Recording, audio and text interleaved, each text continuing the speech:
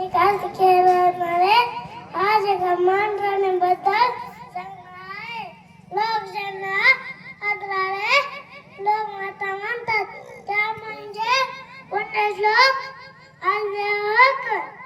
देवीचा जन्म 31 मे 1725 रोजी महाराष्ट्रातील सोंडी गावात झाला. त्यांचे वडील माणकुजे शिंदे त्यांनी त्यांना लिहायला वाचायला शिकवले. एक लहान नव्हता, एक चुप प्रशासक आणि ज्ञानप्रेमी शासक होते. त्यांनी विवाहानंतर 18 वर्षाचे केले.